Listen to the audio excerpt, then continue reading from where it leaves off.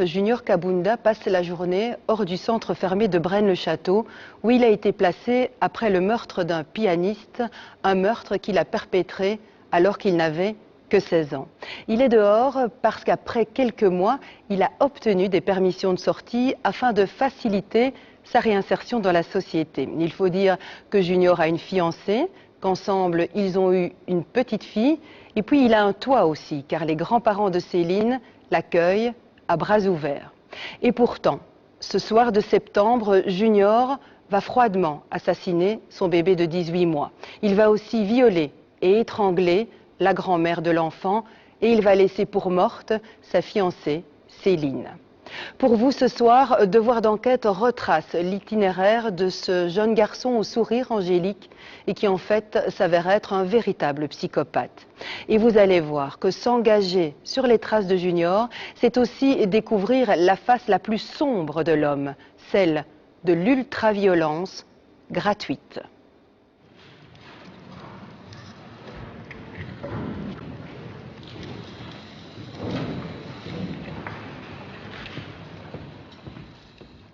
L'accusé Pachi Kabunda Junior a été déclaré coupable d'avoir volontairement avec intention de donner la mort commis un homicide sur la personne de Ravitz Benjamin, soit pour faciliter le vol, soit pour en assurer l'impunité. Volontairement avec intention de donner la mort commis un homicide sur la personne de De Koning Marcel, né le 2 octobre 1933. Volontairement avec intention de donner la mort et avec préméditation commis un homicide sur la personne de Pachi Kabunda Anaïs, né le 10 mars 2008. Volontairement avec intention de donner la mort et avec préméditation tenté de commettre un homicide sur la personne de Mamadou Hendrix Céline. La Cour, après en avoir délibéré avec le jury, condamne Pachi Kabunda Junior, du chef des faits dont il a été déclaré coupable par le jury, à la réclusion à perpétuité. Dit qu'à l'expiration de cette peine, il sera mis à la disposition du gouvernement pendant une période de 10 ans. Décembre 2010. Junior Pachi Kabunda n'a que 19 ans. Il est condamné aussi lourdement que Marc Dutroux. Ce jeune belgo-congolais laisse derrière lui 3 morts et une famille détruite. La veille de son arrestation, Junior s'était écrié « Vive la justice belge ».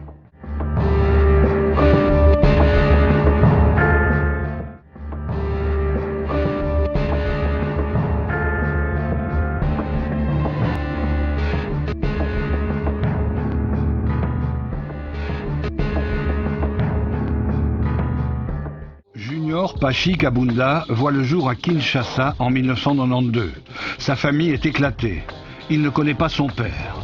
À 5 ans, son oncle maternel l'emmène en Belgique. Mais là, les choses ne se passent pas bien. Pour le jeune Congolais, Bruxelles est loin d'être la terre promise. Et dans la rue, Junior va croiser le chemin des bandes urbaines. Il y en a beaucoup à Bruxelles. Les 10-30, les New Black, les 11-40. Pour Junior, ce sera les Black Walls et les Versailles. Avec les bandes urbaines, il découvre la violence, la drogue, l'alcool et la défonce. Un nouveau choc pour ce jeune qui n'a que 14 ans.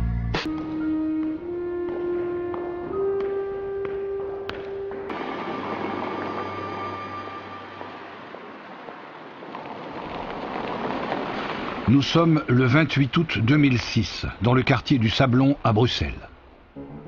Junior et un copain, Laurent, croisent la route de Benjamin Ravitz, un pianiste virtuose de 60 ans. Il rentre chez lui après un concert. Ce soir-là, ils ont bu et fumé des joints. Ils cherchent à se faire de l'argent facile.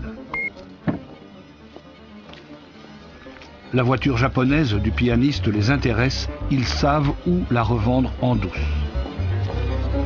Très vite, ils passent à l'action. Monsieur ?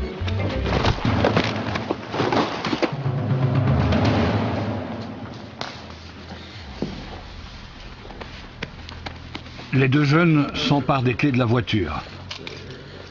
Mais cela ne leur suffit pas.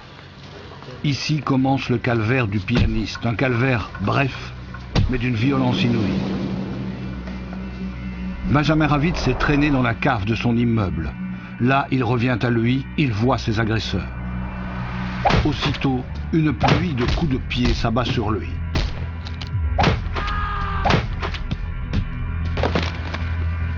Inconscient, le pianiste est dépouillé de son argent, quelques euros en tout.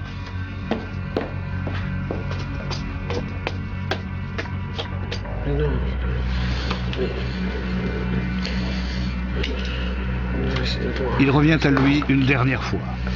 Une fois de trop. Il lui éclate le crâne.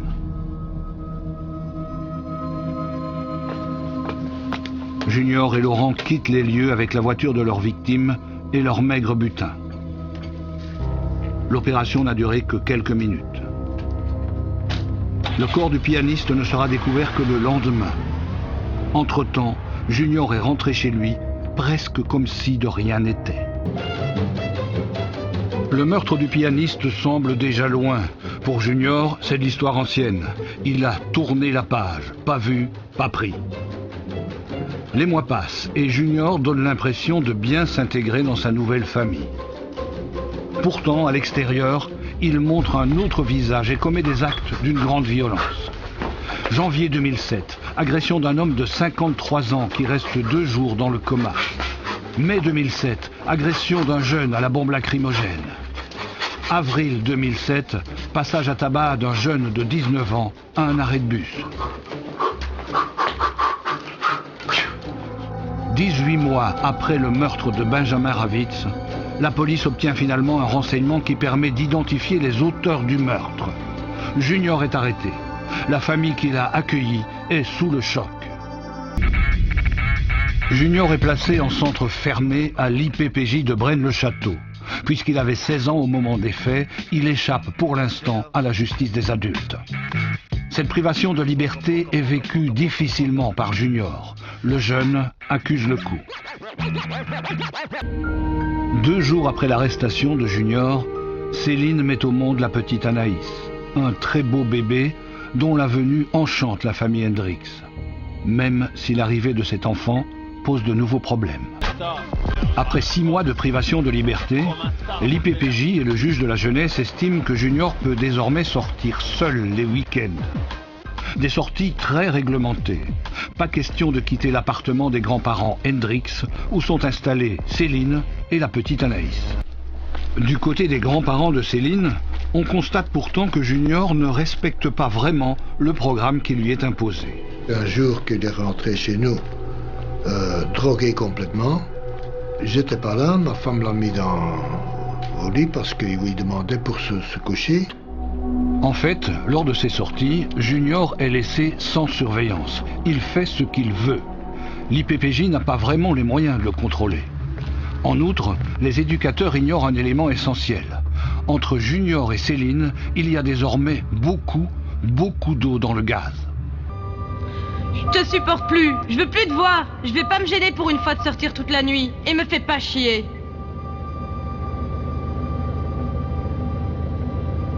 Arrête un peu de crier que tu n'es pas à Bruxelles. Parce que je t'ai vu en ville avec un métis, à minuit 15.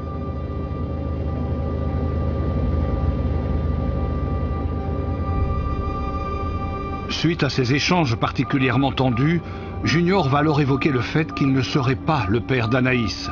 Il demande un test ADN. Céline lui répond sans hésiter. 10 même si tu veux. Quand tu verras que c'est vraiment ta fille, je m'en irai. Je me casse dans 45 minutes. Moi je bouge. J'ai dit à mamie que t'es arrivé pour Anaïs.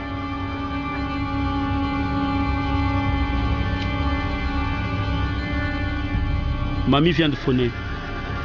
Elle était invitée à manger chez une de ses copines. Elle rentre pour 21h, donc fais vite. Je dois rentrer. Depuis le SMS sur l'ADN, les heures ont passé.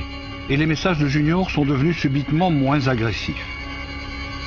Par contre, ils mettent la pression sur Céline pour qu'elle rentre le plus vite possible à l'appartement. Je rentre, bon, la porte était fermée à clé, mais bon, ça m'étonne pas plus que ça. Mon Junior était tout à fait normal. Il était assis sur le lit de ma chambre. Bonjour, ça va? Oui, ça va. Ça va? Ouais, cool. Tranquille, ça a été? Et ça va. Je vais boire un café. Okay. Moi, j'avais des choses à étudier pour le lendemain. Donc, je m'installe dans le salon. On fait comme s'il s'agissait d'une circonstance douteuse. Il vient dans la cuisine, on fume une cigarette ensemble. Il me demande comment s'est passé ton week-end. Bon, je lui explique tout à fait normalement. Bon, j'étais à mon anniversaire, tout s'est bien passé. Hier soir? Avec mes copines. J'ai pas d'autres mecs, j'ai rien. Tranquille, j'étais avec des copines, c'est tout. Bon, ok, ça va, il retourne regarder la télé dans ma chambre. Puis je me rends compte, bon, je fais pas spécialement attention, mais bon, je vois, ma grand-mère était une femme très coquette.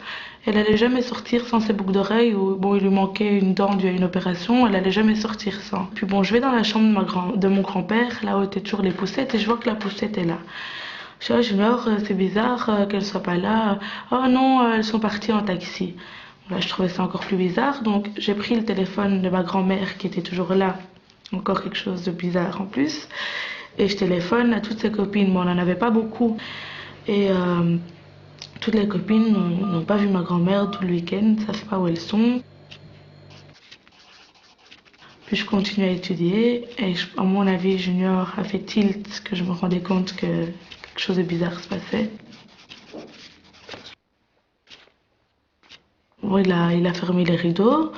Je dis pourquoi tu fermes les rideaux? Ah bon, pour les gens qui nous voient. Je dis j'ai rien dit de spécial. Et puis bon, il m'a attrapé par derrière, il m'a étranglé. J'ai essayé d'aller avec ma main. Bon, il m'a mordu à sang.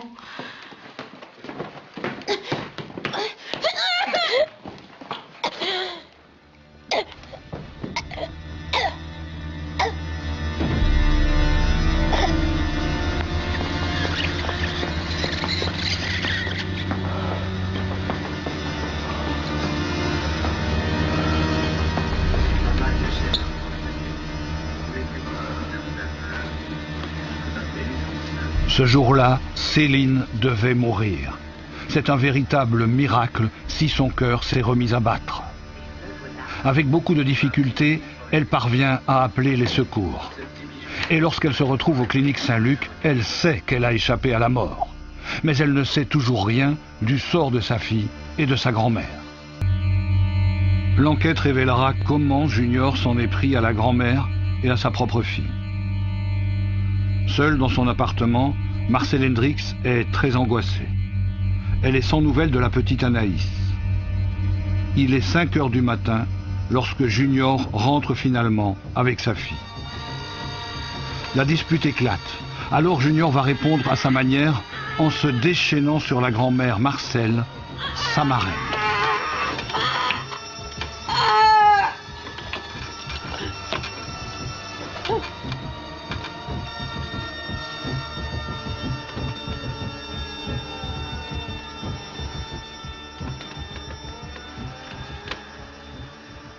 Après une première tentative d'étranglement, la vieille dame est à moitié inconsciente. Là, Junior va encore monter d'1 degré dans l'ignoble. Il viole sa marraine avec une sauvagerie extrême. Ensuite, il l'achève. Marcel Hendricks allait avoir 76 ans.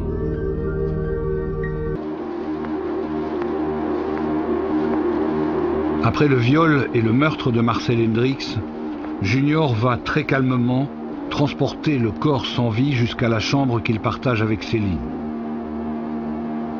Là, il dissimule le cadavre recouvert d'un drap sous le lit.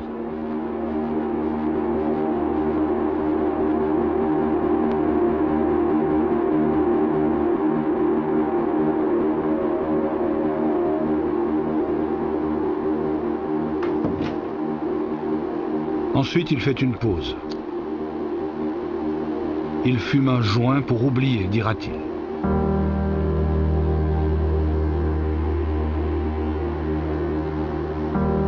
Mais il est dérangé par les pleurs de la petite Anaïs. Il commence par donner le biberon à celle qui n'est pas sa fille, croit-il.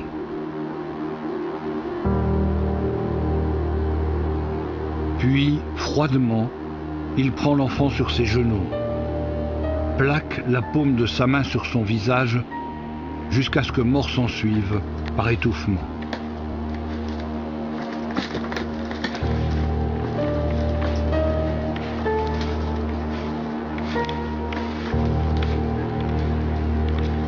Il emballe ensuite le petit corps dans un drap et le cache dans une armoire. Puis, pour se défouler, il va faire une séance de shadowboxing.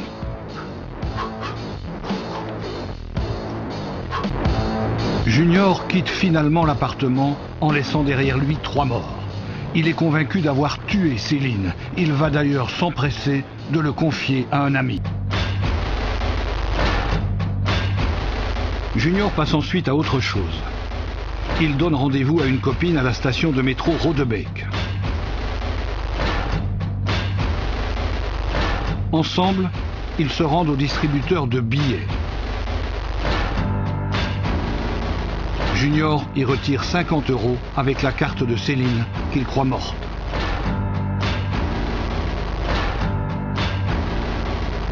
Les caméras de la STIB ont permis aux enquêteurs de retracer minute par minute le parcours des 2 jeunes.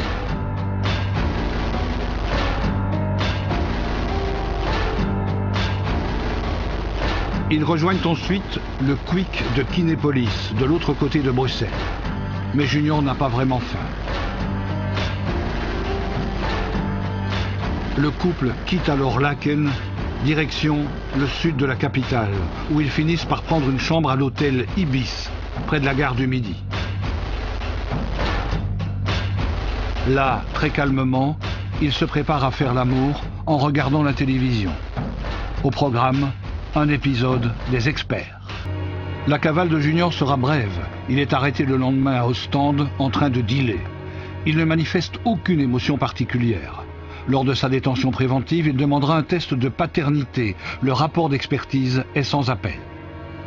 Pachi Kabunda a personnellement effectué des prélèvements pour déterminer son profil ADN. La paternité de Junior à l'égard d'Anaïs est établie avec une probabilité supérieure à 99,95%. Tous ces arguments pour expliquer ces crimes s'effondrent. Au procès, Junior prendra le maximum.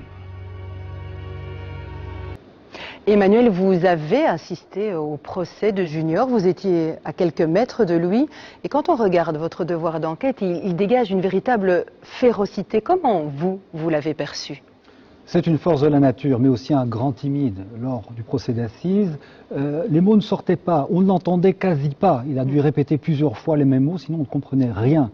Il s'est quand même esclaffé de temps en temps, notamment lorsqu'un ancien copain de bande a prétendu être plus fort que lui. Là, il s'est esclaffé. Et puis, il s'est adressé aussi avec émotion, mais tout à la fin, il s'est adressé à la famille Hendrix.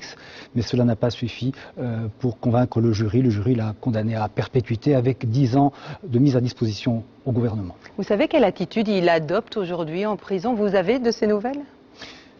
Junior se reconstruit, dit-on. Il comprend ses gestes, il comprend ce qu'il a fait, la gravité de ses actes. Il demande pardon, il a de réels remords, dit-on, spontanés.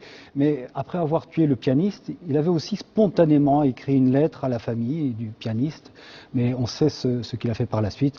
Ça n'a pas empêché de perpétrer le massacre que l'on sait. Merci Emmanuel, et puis merci à vous d'avoir été là. Merci pour votre fidélité. Je vous donne rendez-vous le mois prochain pour de nouveaux devoirs d'enquête. Bonsoir.